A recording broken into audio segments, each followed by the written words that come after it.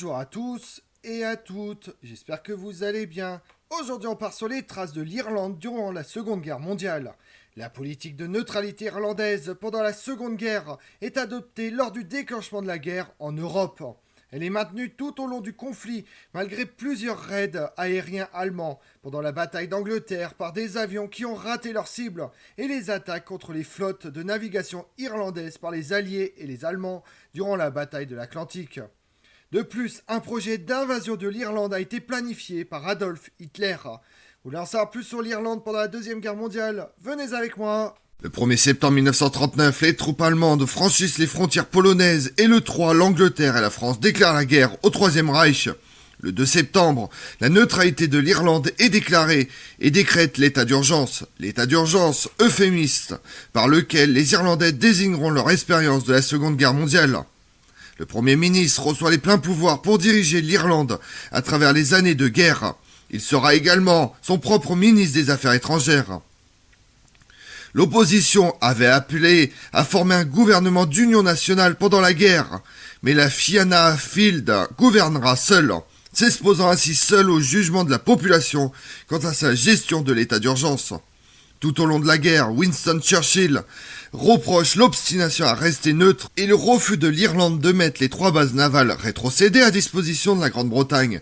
Si l'Irlande est le seul État du Commonwealth à se déclarer neutre, elle est accompagnée par de nombreux pays en Europe, et sa position est confortée par le choix américain de la neutralité au début du conflit.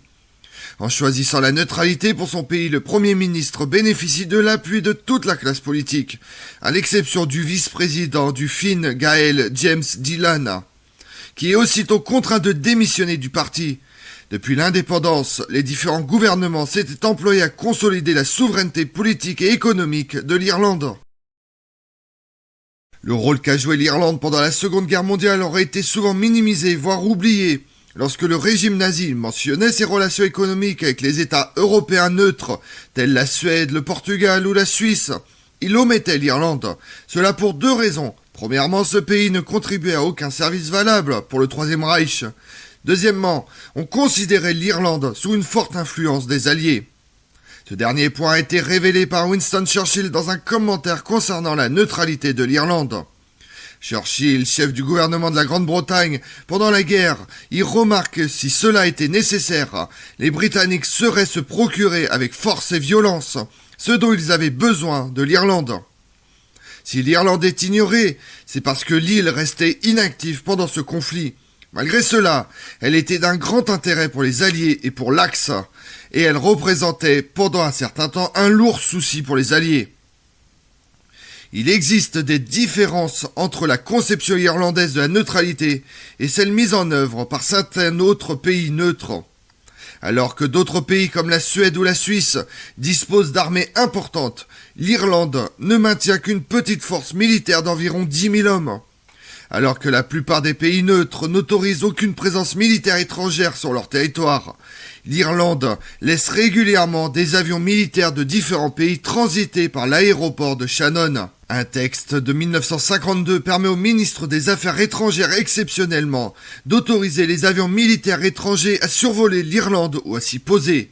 Il faut cependant avoir confirmation que ces avions ne sont pas armés, ne transportent pas d'armes, de munitions ou d'explosifs, et que le vol ne fasse pas partie d'un exercice militaire, encore moins d'une opération réelle. La neutralité irlandaise connut une grave menace de l'intérieur sous la forme de l'IRA, qui prend contact avec l'Allemagne dans le but d'entraîner l'Irlande dans un conflit avec le Royaume-Uni qui permettrait la réunification de l'île. La situation de l'Irlande pendant la Deuxième Guerre mondiale pose 2 questions fondamentales. Hitler avait-il sérieusement l'intention d'envahir l'Irlande? Quelle aurait été la réaction de l'Irlande à une telle invasion? Avant d'examiner les éventuels concepts hitlériens quant à la réalisation d'une invasion, analysons les relations d'avant-guerre que Dublin entretient avec Londres.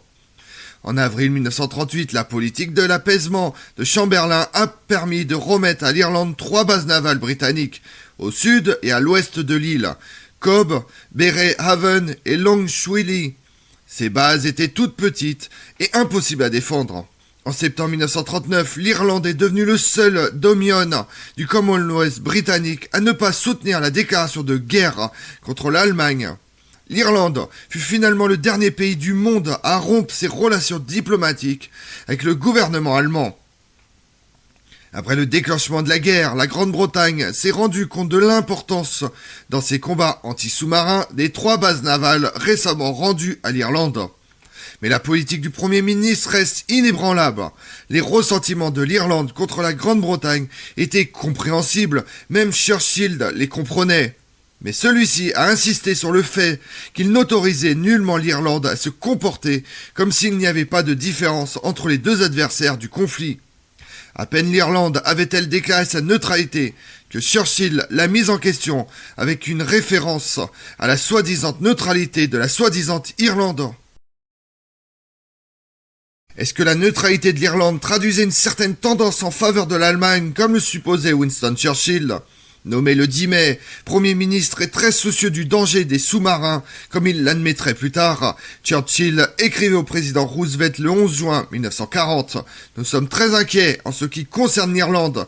La présence d'une escadre américaine à Berehaven ferait énormément de bien, j'en suis sûr. » Sir Lolvale Woodward confirme l'importance des anciennes bases britanniques navales et aériennes.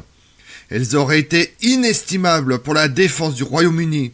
L'ambassadeur britannique à Washington se trouvait en visite à Londres, tient une conférence très animée à l'amirauté le 9 novembre. Albert Victor Alexander, premier lord de l'amirauté, y était avec les Seal Lords. Lord Lothian dit « Nous devrions convaincre les peuples des États-Unis que la politique de guerre des États-Unis est en train de ruiner par l'intransigeance de M. Valera. » Pour le confirmer, Churchill écrit à Roosevelt le 8 décembre. Les Irlandais aux États-Unis seraient peut-être prêts à faire remarquer au gouvernement irlandais le danger que sa politique actuelle représente pour les États-Unis. Le gouvernement de Sa Majesté n'hésitera pas à emprunter les moyens les plus efficaces pour protéger l'Irlande si une démarche de celle-ci l'exposait à une attaque de l'Allemagne. Il est impossible pour nous d'imposer au peuple de l'Irlande du Nord d'abandonner le Royaume-Uni contre sa propre volonté et de s'unir à l'Irlande du Sud. Mais je suis persuadé que si le gouvernement de l'ère montrait de la solidarité avec les démocraties du monde anglo-saxon, lors de cette crise, une union de défense de toute l'Irlande serait possible, et de cette unité pourrait émerger d'une façon ou d'une autre une unité de l'île après la guerre.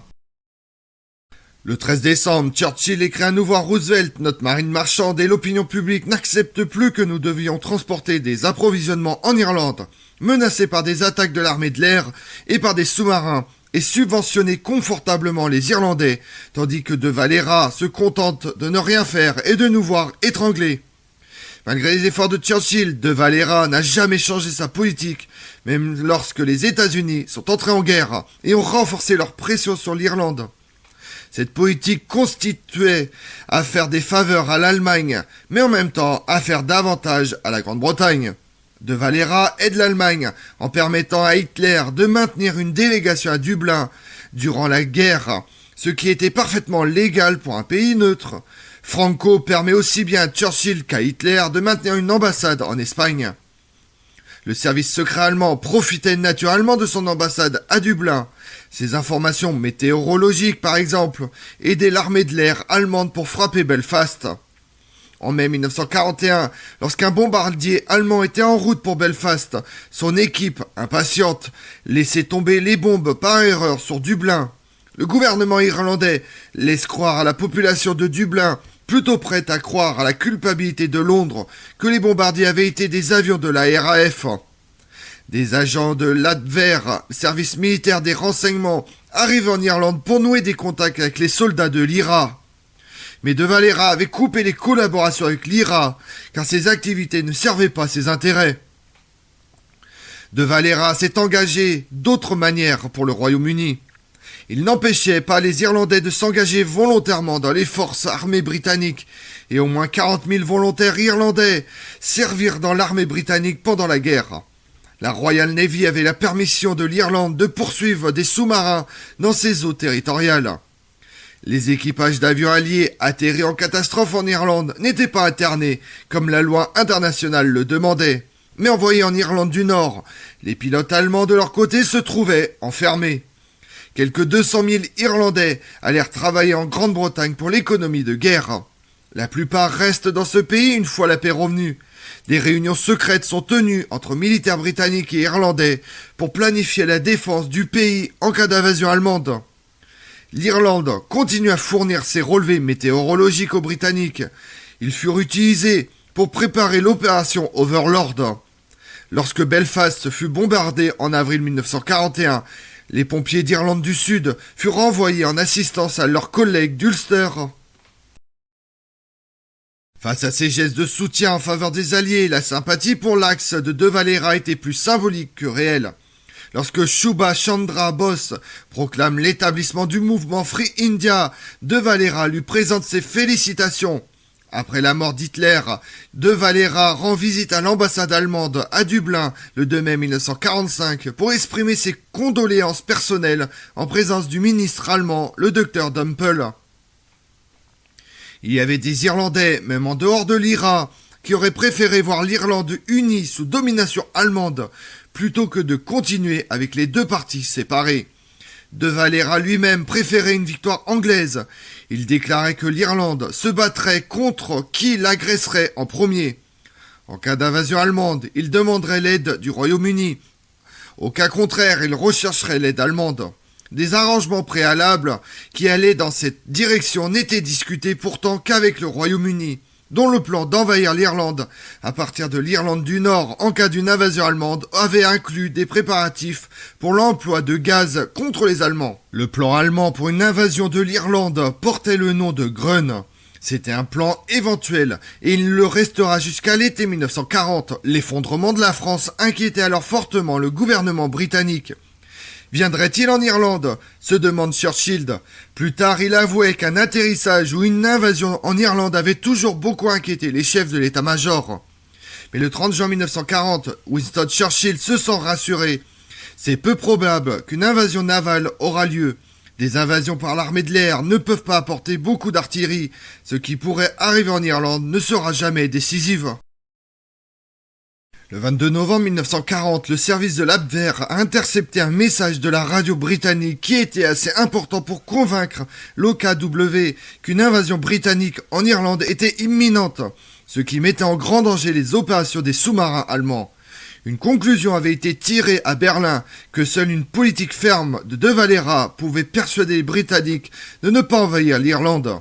Alors, le 27 novembre, Hitler demande à l'OKW d'analyser le pour et le contre d'une invasion allemande en Irlande, dont la chute dans les mains allemandes représenterait la fin de l'Empire britannique.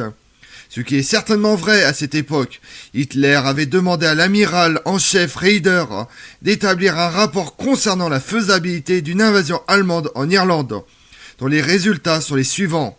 Condition première pour un transfert de troupes et la dominance maritime sur les voies de transport envisagées. En vue de la supériorité multiple de la marine britannique, cette dominance maritime est à jamais hors d'atteinte pour nous, même temporairement pendant la durée d'un transport. La situation géographique est extrêmement défavorable, puisqu'une partie du territoire britannique en forme de coin s'oppose à la formation d'attaque et que la distance des bases de l'ennemi jusqu'aux îles irlandaises est inférieure à celle au port de départ du nord-ouest de la France. Contrairement à l'opération en Norvège, il n'y aura aucune possibilité de créer, par une attaque surprise, une ligne de renfort qui soit stratégiquement décisive et tactiquement. L'île ne dispose d'aucune base ou de port fortifié. Si les Irlandais nous ouvraient généreusement les portes d'entrée, celles-ci resteront ouvertes à l'ennemi. Comme on l'a vu, pendant la Seconde Guerre mondiale, l'Irlande maintient son attitude de neutralité. En pratique, l'attitude d'Irlande penche en faveur des Alliés dans une posture dite de neutralité bienveillante. L'Irlande ne ferme pas les ambassades allemandes et japonaises qui restent actives pendant toute la guerre. La politique de neutralité a été largement soutenue, sauf par l'IRA. Je vous remercie d'avoir suivi cette vidéo en ma compagnie. Si vous voulez connaître mes autres vidéos, retrouvez-moi chaque matin à partir de 6h45 sur ma chaîne YouTube Tout sur l'Histoire avec Damien, mais également sur les réseaux sociaux, Twitter et Instagram, Histoire Damien. Et pensez à liker, commenter et vous abonner. Je vous remercie à tous.